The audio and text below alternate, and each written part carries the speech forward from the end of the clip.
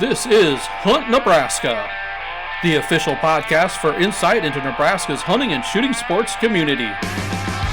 Be sure to give us a follow on Facebook, our space for sharing stories, information, tips, and techniques. Now, Hunt Nebraska. And welcome back, everybody, to the Hunt Nebraska cabin. We hope you've enjoyed your Thanksgiving. Hope you're in the holiday mood. You can see Julia's already rubbing her forehead. Is the holidays already got to you, Julia? They have.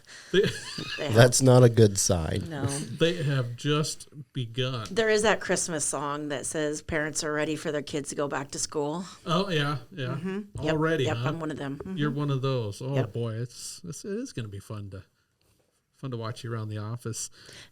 We do appreciate you listening to us on whatever platform you might download your podcast from. We're watching us on YouTube. Thanks for taking us along for the ride today. As you can see, if you're watching, we've got Michael, our good buddy and friend from the National Wild Turkey Federation, getting a little break from Mission Control here. Julia Puggy from She Goes Outdoors is pushing the buttons and making us sound good today. I'm Hershy, and in studio, no stranger to the podcast, we have our big game program manager, Luke Meduna. How you doing, Luke? Good. Doing great. I know it's been kind of a fun, probably a little bit stressful time of year for you. Oh, yeah. With the seasons. We just wrapped up not long ago our most popular of seasons, the November firearm deer season.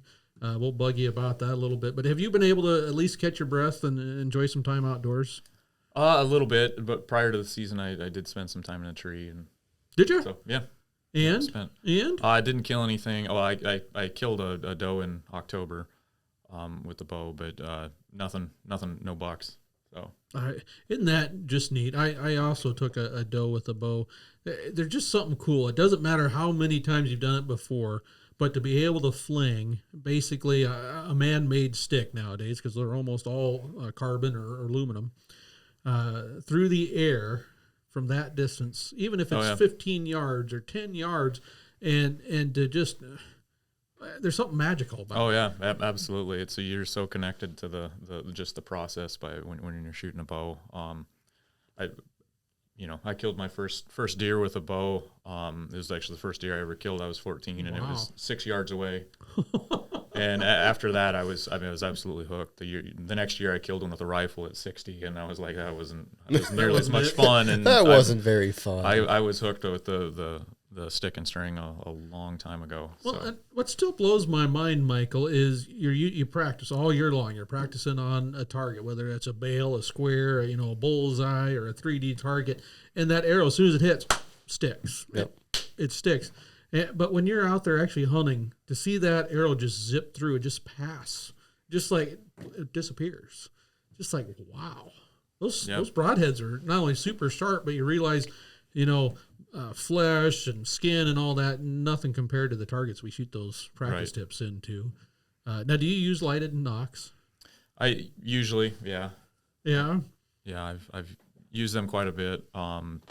Sometimes they're not always on or working. But I got to say, I didn't think much of them until I tried them, and now like you said, I try to use them every time possible.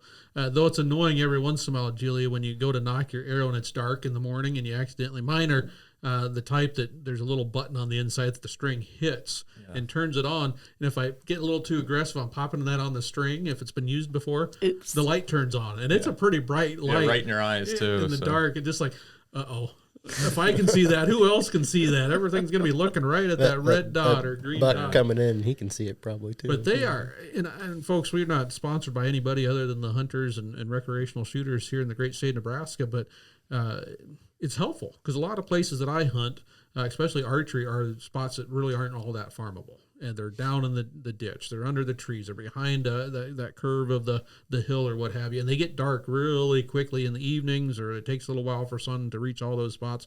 And I've noticed that's when deer are active, obviously, but it's also when I take my shots and knowing exactly where I hit that critter, helpful. Yeah, it gives you a good perspective on where that impact is. Though when you miss them, it's just that much more of a reminder as you see that bright light sitting in the ground, just like, Wrong pin again. Here we go. Wrong pin. Stupid thing. Son of a gun. It just sits there and it just glows and glows. And you just want to go down there and shut it off. But you're thinking there might be another deer that makes a mistake of going to look at it. Yeah. True.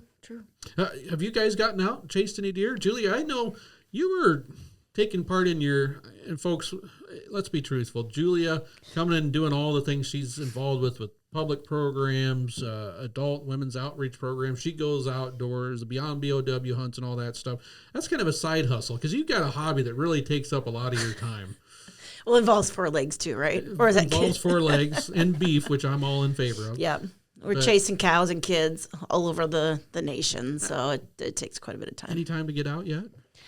No, but I was, not myself, but we were home to be able to encourage the kids. And I feel like I'm that moral support of like, okay, this is how you buy the permit. This is what you need to wear. This is the snacks. And then I send them out there. That's part of the anticipation gotta have that, yeah. of the hunt is That's me. just about as much fun. And Michael, I know you've spent some time in a different state looking for deer. Yep, went back home to Missouri to hunt both weekends. Their firearm season opens same day as Nebraska's and actually closes today as we're recording. So. Oh, wow. A little bit longer. Yeah, Okay. Yep. Nope. I saw a lot more turkeys than I did deer. I saw deer in Missouri while I was traveling. Oh, I saw a couple deer. So in the county I hunt back home, we have a antler restriction, so they have to have 4 points on one side. And every single buck that I saw was either a 4-corn or I did see a 6-point. But it wasn't a 4x2, it was 3x3. We've talked a little bit about that with you, Luke, before with the genetic study that that was several sessions back. But folks, if you want to check it out, I think we talked about the culling myth and all that type of stuff as far as not so much antler restrictions other than the harvest and that. That's a neat thing to check in on. Now I want to know what you guys saw while you were out there in Nebraska, because it's Luke, you probably get a lot of people telling you what they see, whether you want to know about it or not. Yeah, it's helpful in the job. I hear one way or the a lot other. of opinions. Yeah, and especially those that on both ends of the spectrum are probably the ones that call the most. Right. Yeah. We hear from people that have too many deer and too few. Definitely.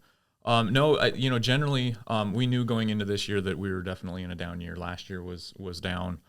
This drought that we've had, out west, they were going on 3 years until it kind of broke this last winter, which the winter played a role in that too. The panhandle got hammered with snow. That was hard on everything last winter, and then just a combination of everything. So we knew going into this year that everything was going to be down. That's largely a lot of what the reports we've had from hunters that they've seen fewer deer. I would say that. Anecdotally, from what a lot of staff have seen at check stations, is that the quality of bucks was still really good. I suspect that our buck harvest will show that our age structure of the harvest was still good despite probably being down. And a lot of that just has to do with hunter selection. People are just choosing not to shoot those. They're choosing to eat a tag rather than shoot the small buck. Which is just kind of, and that's part of the fun of living here in a state like Nebraska, where you can buy your deer permit every year. If you want to be a deer hunter, you can hunt deer in Nebraska every year as a resident. That's cool, and you've got the option to be picky if you so choose. Yep. And that mindset kind of changes. You can see that media sources kind of influence that over the years, but it definitely has changed some of the thoughts of why we go to the field. And beauty is you can go fill the freezer, you can go to wait out for that buck of your dreams. You can put yourself, imposed limitations on what you harvest or don't harvest or anything like that. I love the freedom to be able to choose. Right. Because we all hunt for different reasons. Yep, some of them are similar, but some of them are quite unique. And just being out there and watch the sunrise is enough for some folks, and to see a deer. Yep. Yeah. Pretty impressive. My son was able to get out, and they saw 3 young does during deer season here, the rifle season, and lots of turkeys. Now, I guarantee what they're going to see come Turkey spring. Season? No turkeys and lots of deer.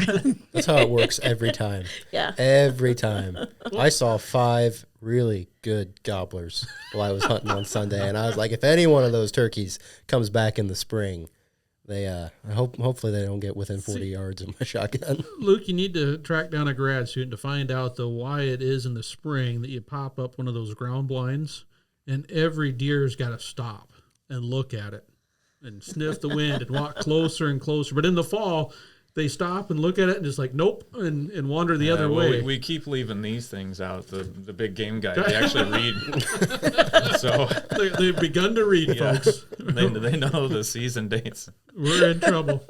Now, I will say that this year, my own archery sits, especially, saw a lot of young 1.5-year-old deer, getting that first rack. Saw a couple. I don't remember seeing spikes very often. We usually have pretty good nutrition here in the state of Nebraska, and they're able to focus some energy on antler growth just a little bit.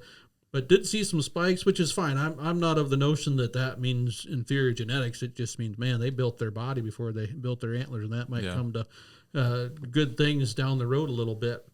But that's kind of got me pumped, because you can't have 3, 4, or 5-year-old bucks without having a lot of first-year bucks, right. 1.5 year, or what we call is yearlings. Am I saying that right? Yeah.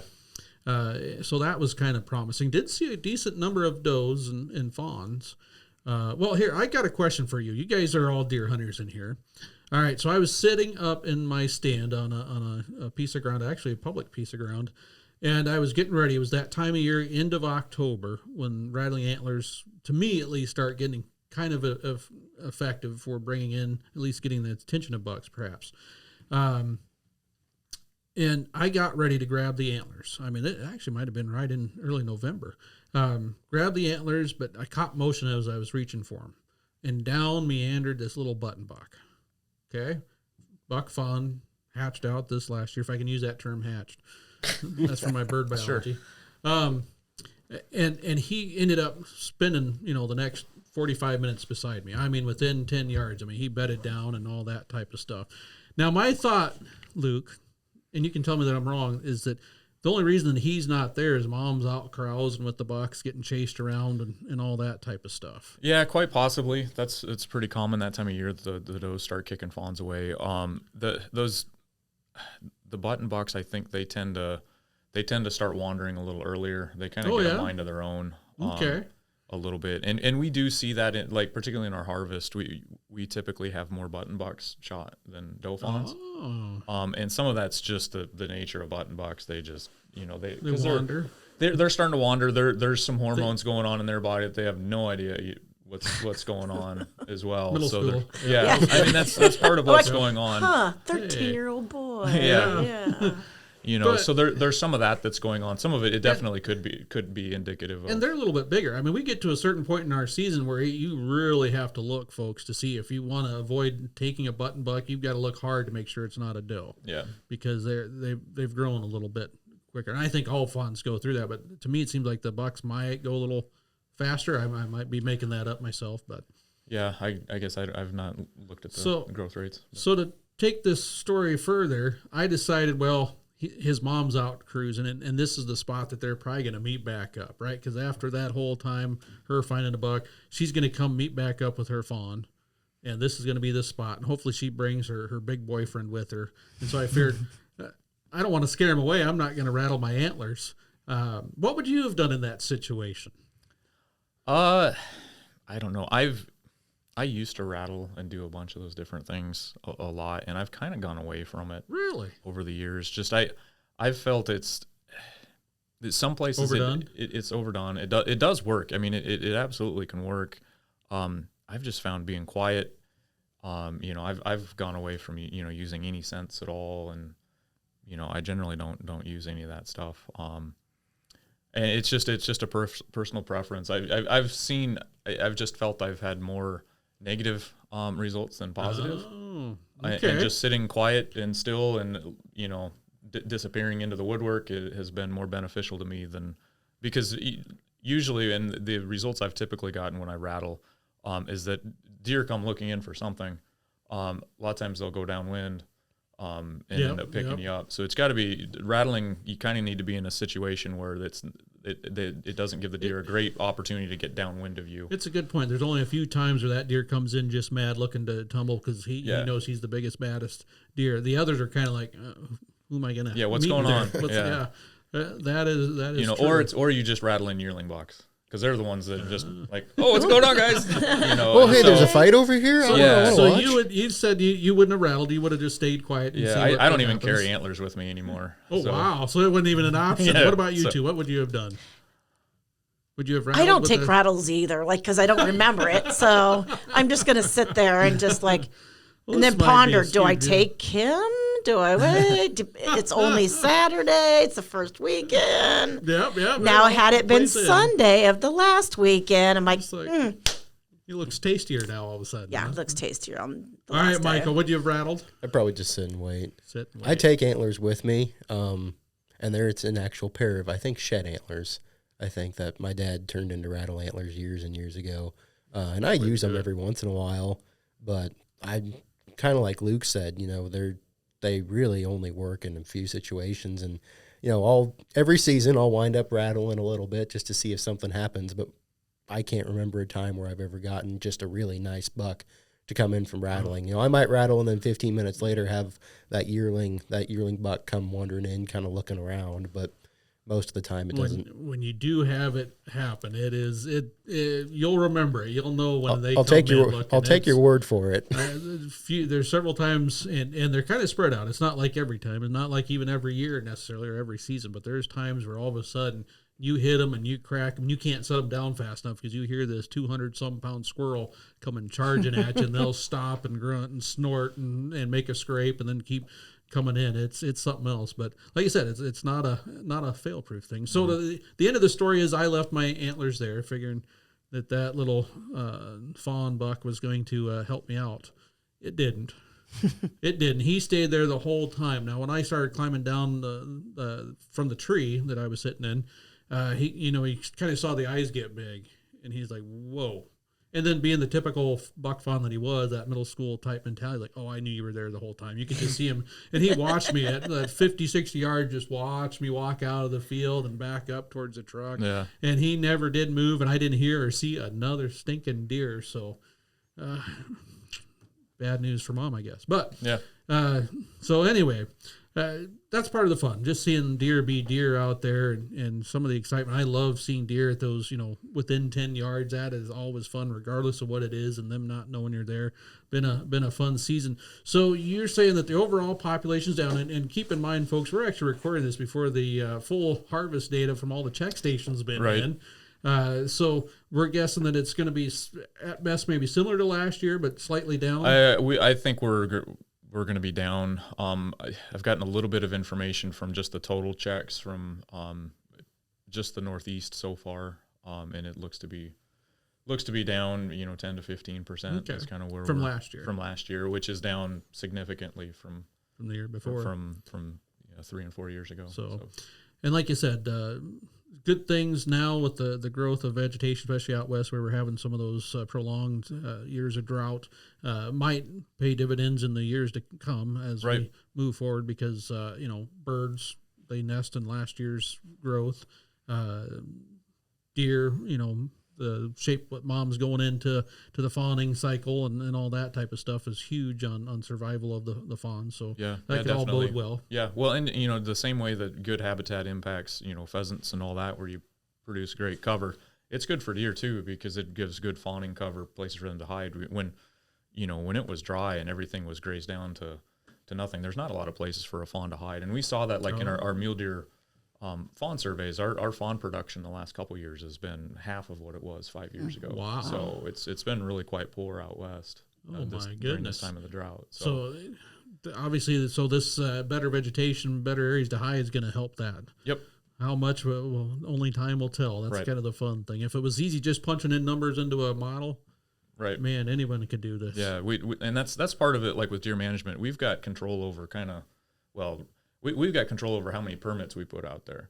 There's so many other aspects of it, whether it's weather, whether it's habitat changes, whether it's just hunter preferences, deciding to shoot or not shoot that year. Success rates change. We don't have control over those things, and so it's there's a lot of strings to pull, or we're pulling on one string, and there's a lot of other things going on in the whole equation, and so it's definitely not perfect.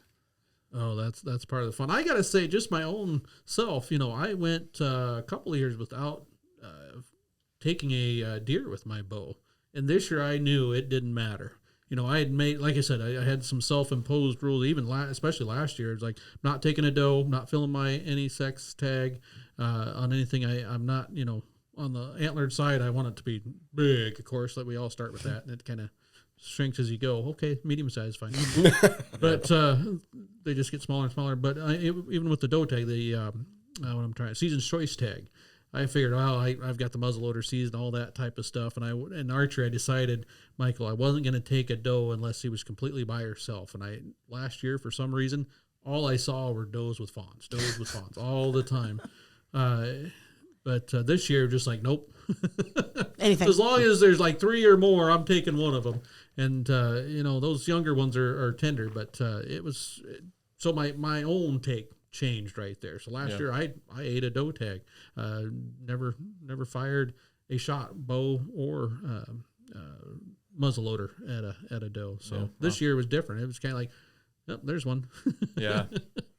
So that's something that's hard to tell. I mean, because we don't know what mindset those tens of thousands of deer hunters are going in there, which is kind of interesting. But now we're getting ready. Even with this year's numbers just coming in, and obviously you'll use that quite a bit. There's already some plans, because you guys are always having to plan for next year and the season after that. Yeah, you guys have already got the public meetings on the calendar. Yep. We're heading right into those. Those will be here in December. I can't remember what the date of the first one is, 7th or 8th or something like that at Ord, I believe. We'll take a peek. One. I got my phone right here, but you got a couple virtual ones. That's what I'm signed up for. Yeah. But yeah, those are coming up. Those are a big part of just getting input from the public, from landowners, our hunters on the, kind of the directions that we need to go with our big game seasons. Not just deer, elk and antelope and all that are part of it. So walk us through that process, because it's one of those things. I don't know. Folks are getting a better understanding of it, and there's some folks that are really, live and breathe hunting seasons and deer in particular here in Nebraska that probably know it better than some of our own staff, of the whole process of what it takes to have a deer season and what decisions go into it and how far out we have to work and how, we run public meetings and all that stuff. But walk us through, because I'm betting the majority of our hunters as a whole don't. Okay. Yeah. And so, obviously we're collecting harvest data, right now through the 2023 season, and we've got historic data that we integrate that into and compare to. And then, at the same time, this over the winter, typically we're taking input from, we have these, formal meetings, but we're taking input from landowners and hunters throughout the year, whether it's depredation complaints or, hey, I'm seeing too few a deer or too many, all that type of stuff. We kind of integrate that into staff recommendations. Our district managers in each of our 4 districts throughout the state, Northwest, Southwest, Northeast, and Southeast, they work with staff, conservation officers, the wildlife biologists, to kind of integrate all those inputs in conjunction with the harvest data to have recommendations. And we'll have a meeting in about the 1st of February, a staff meeting with the Wildlife Division and some law enforcement representation, and go through basically unit by unit, permit by permit, and say, hey, what direction do we need to go on this to accomplish our goals, and kind of formalize or put those together, which then we take that, we call that group our management council. We take those recommendations and then actually meet with there's a handful of us staff in Lincoln that will kind of go and make sure that everything kind of lines up, that we don't have any errors. We'll talk to administration, which then once that gets approved, then we'll kind of brief our commission on, hey, this is what we're looking at.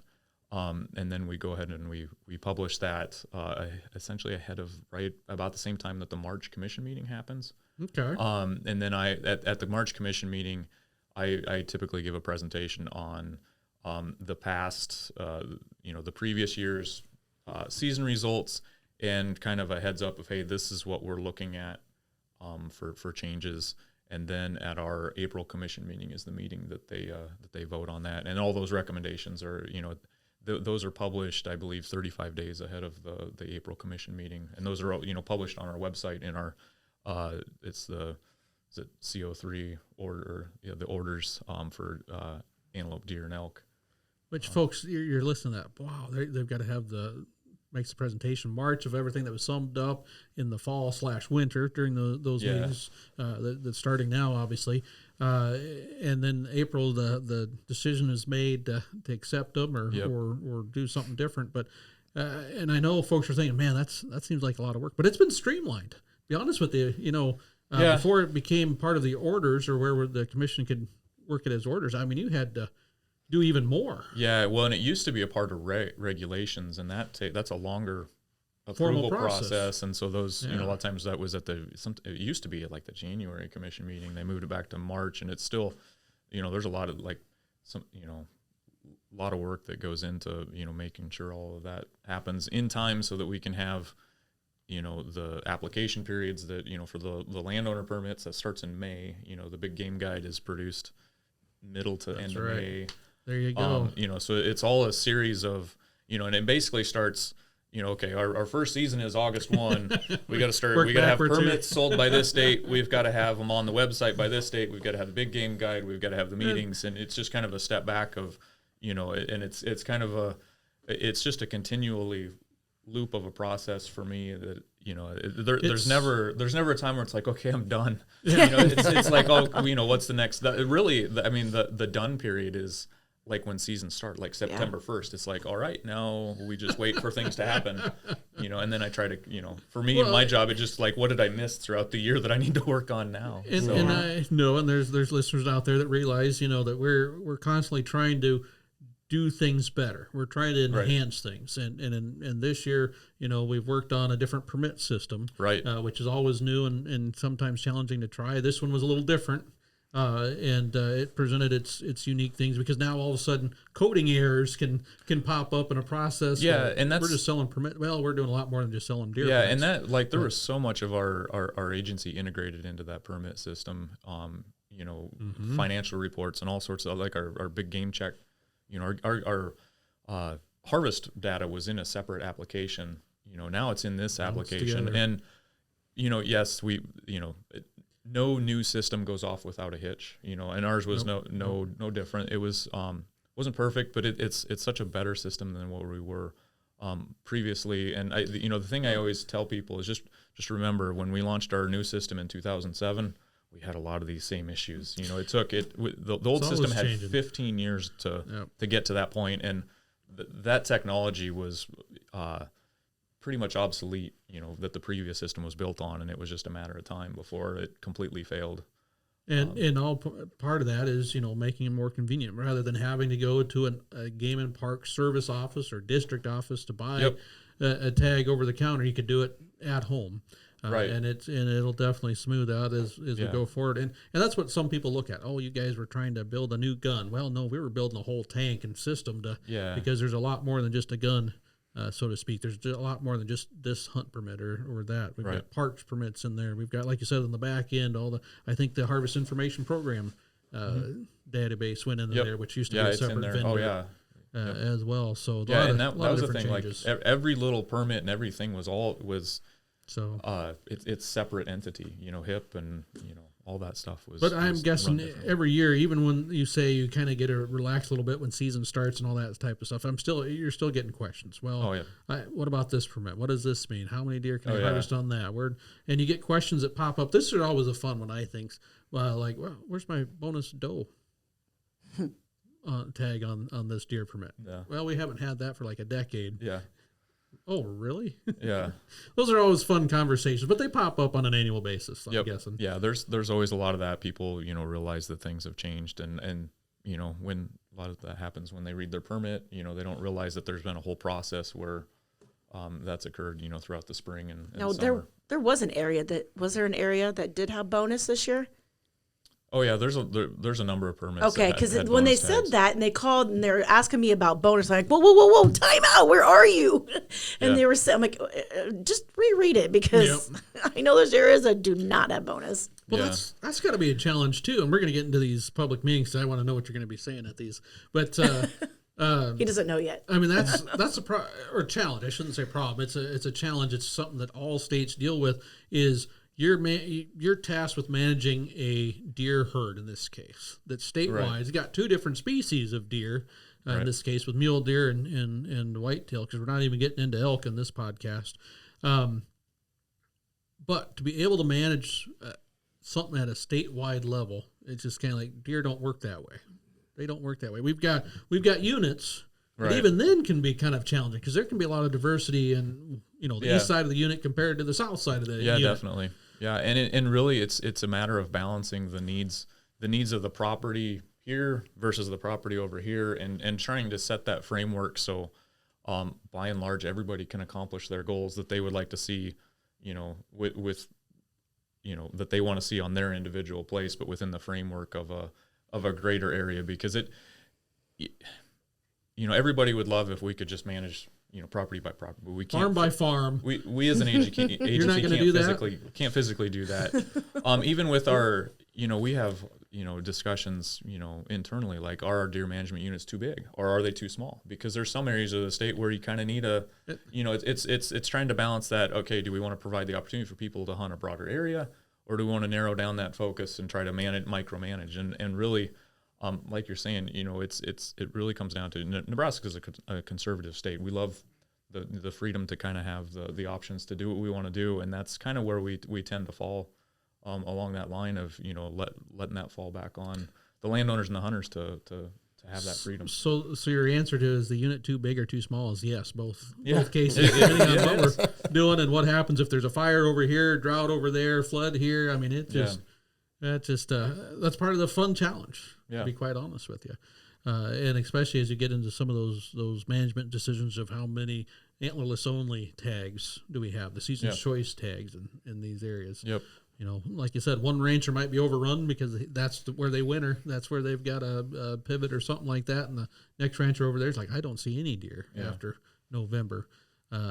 All sorts of fun, which brings us back to these public meetings. And you nailed it. December 6th looks like the first one at Ord. And then we got the 12th in Crete, 14th Ponca, 18th Crawford, 20th is in Gearing, 2nd Lincoln, actually not too far from the Hunt Nebraska cabin, Michael. At the Very Turpin close to the Outdoor Hunt Education Nebraska Center. cabin. 8th Holdridge, 9th McCook. Now the two that really have me intrigued, and I do want to make people well aware of, is you're doing 2 virtual meetings this year, Right. On the old platform of Zoom. The first one December 17th, which I think I've registered for already because that's a Sunday evening. Yeah.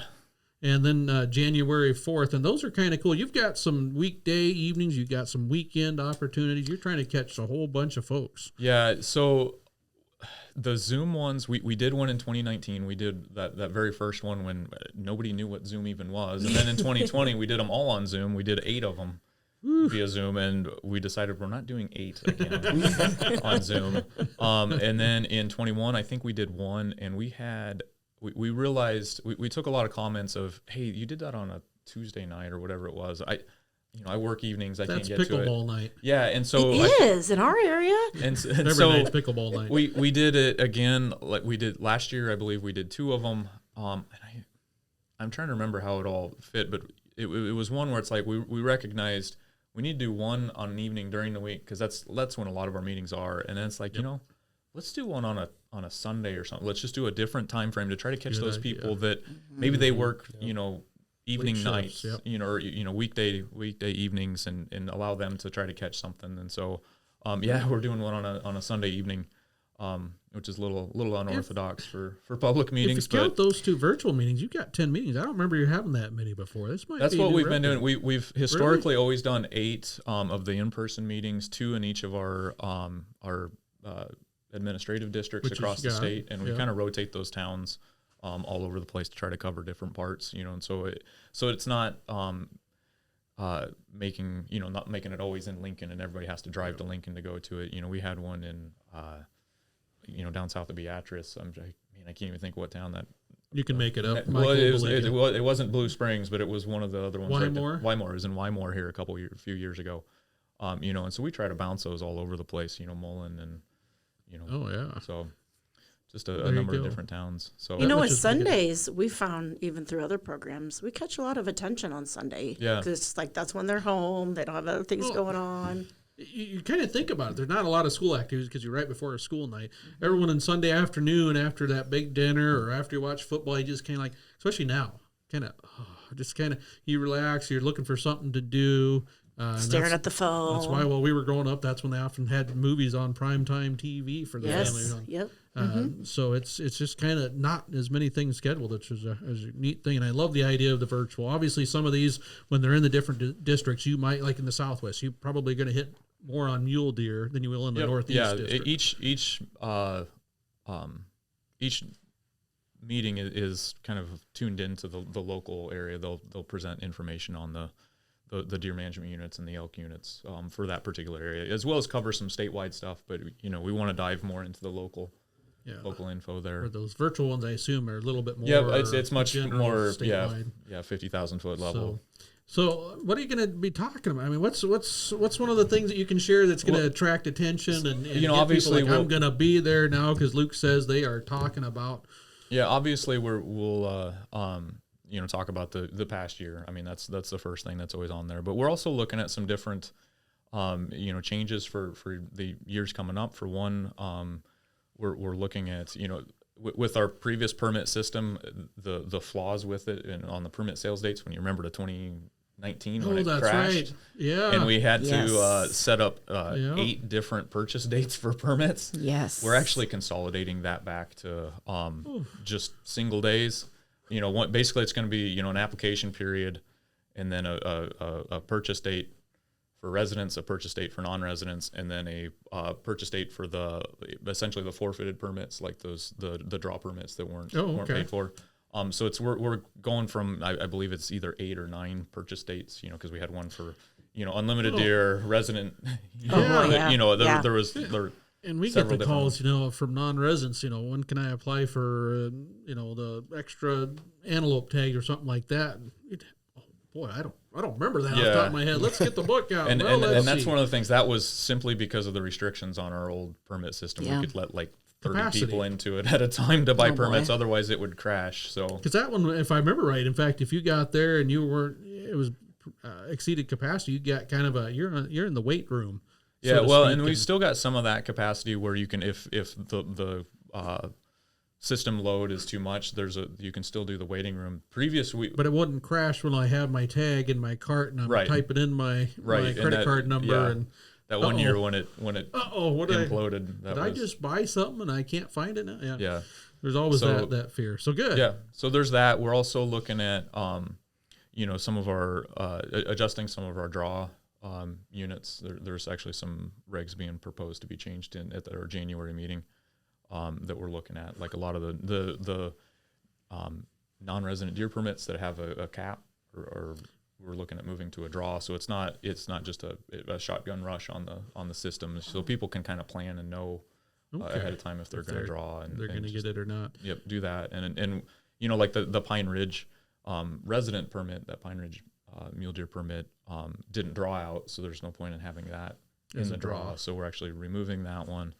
Also looking at some I'm drawing a blank.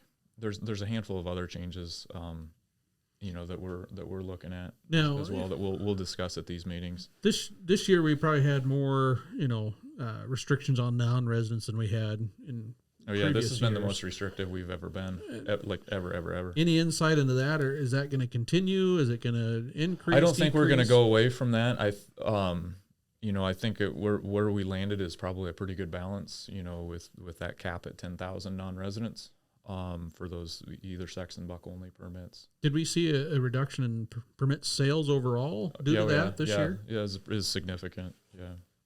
Okay. So.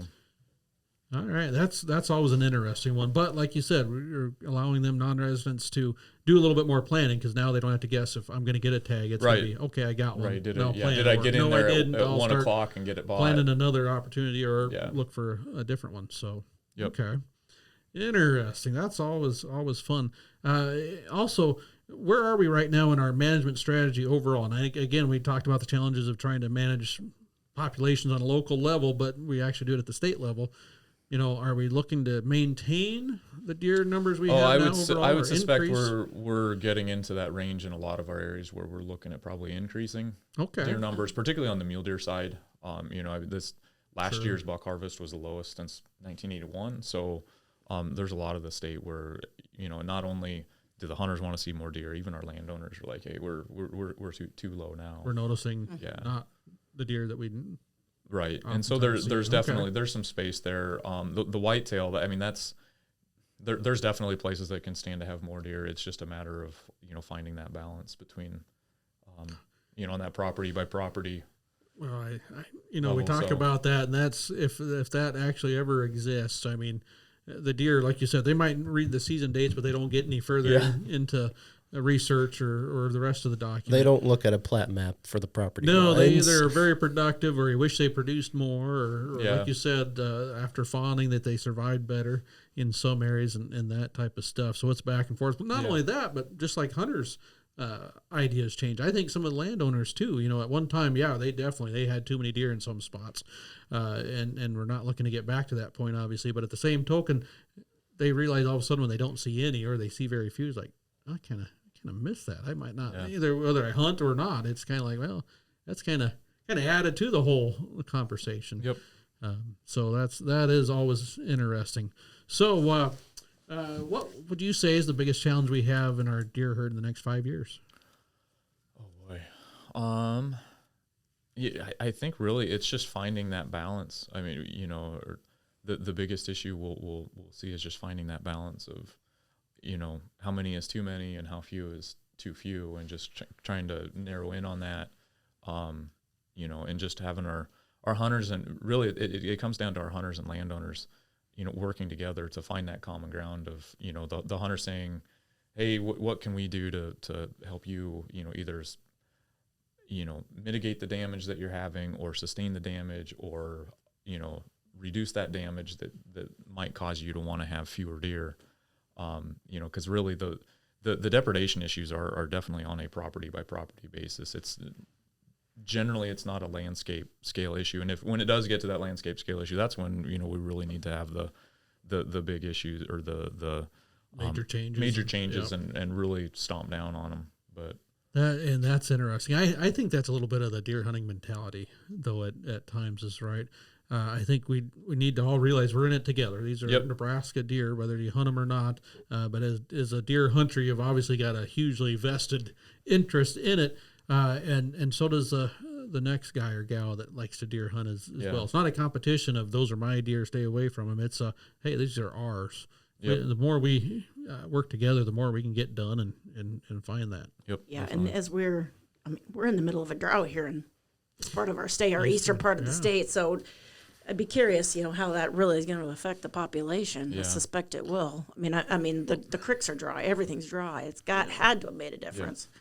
Well, we talked about that, and folks, again, you have to check out, I think we call it Culling Myths, recorded, that was probably over a year ago now, but check that out. We talked a little bit about genetics, and we talked about, the health of mom at that time of birth can impact the fawns quite a bit. We see it sometimes expressed in antlers in the bucks, and I have a feeling that this drought is probably why I saw more spikes this year than I had previously. Is they were just finding food to maintain the body, and the antlers are kind of a secondary thought, especially as that they're growing as compared to years back. Now maybe it's something different, and I'm just not picking up on it. We humans like to try to blame one thing when it's a whole bunch of factors, a whole bunch of environmental things going on that we don't always get to see. But at the same token, that's kind of the way I justified it in my mind. But once that bounces back. The other thing, too, to keep in mind, when we're seeing a lot of yearling bucks, it means we had a good fawn production the year before. Oh, yeah. So that's also another indication of, some that, that part of the, herd health is good, that we've got a lot of, had good production. So good. Hopefully we see some more this next spring especially for our mule deer. Yep. Hey, is that still a thing? Obviously our populations are down a little bit. Has that helped the mule deer a little bit, despite the drought, which kind of implies, is not helping any deer. But at the same token, part of when I first moved to Nebraska, the encroachment of whitetail into mule deer area was definitely something of concern, and probably still is. Oh, it still is, definitely. And that's why, because we get questions from hunters that look at our, you can look at the permit list in our big game guide, like, why are there triple doe tags in the sandhills, and why do we have bonus tags on bonus whitetail tags on everything out west? Well, it's because of mule deer. It's not because we've got this abundance of depredation complaints in, Garden County or something like that. It's simply because we want to manage those areas for mule deer. And what we've, what's been seen across the landscape is when you have whitetails, expand into those areas, there's a host of kind of things there. There's some species competition for resources, but we've also, things like meningeal brainworm, which whitetails carry, and really doesn't impact them, but it's fatal to mule deer and elk. That's part of the reason why we're really pretty aggressive on whitetails in like the western third of the state. You know, we want to manage those areas for mule deer. And, you know, there's some areas along, you know, like the North Platte River that are good whitetail habitat. But, you know, across a lot of the entire panhandle, we want that to be mule deer country and want to manage it as such. And it's trying to, you know, walk that balance of, you know, trying to limit some of our whitetails while still allowing people to, you know, hunt whitetails in those areas. But really we want to focus on mule deer. So that's, I would suspect if we lost a lot of whitetails out there, it should be beneficial for mule deer. And we did see that, you know, in some of the places, you know, post 2012 across the Sandhills, we saw our mule deer numbers boom across after EHD outbreak. Yeah, after that EHD. I mean, that's part of what played into, you know, I suspect what played into the high mule deer numbers we saw in the you know, mid 2010s. You know, we had our, you know, we had basically a record buck harvest like 6 years in a row.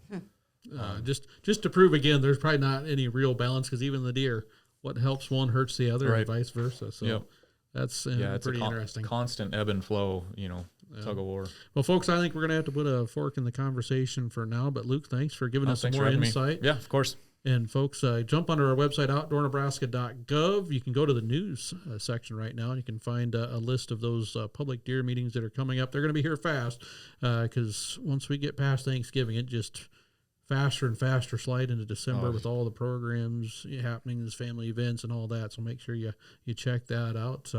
But I guess, hey, get out there. We've got muzzleloader season on now, and going to be a whole bunch more fun stuff coming up. But until next time. Hunt Nebraska, brought to you by your Nebraska Game and Parks Commission.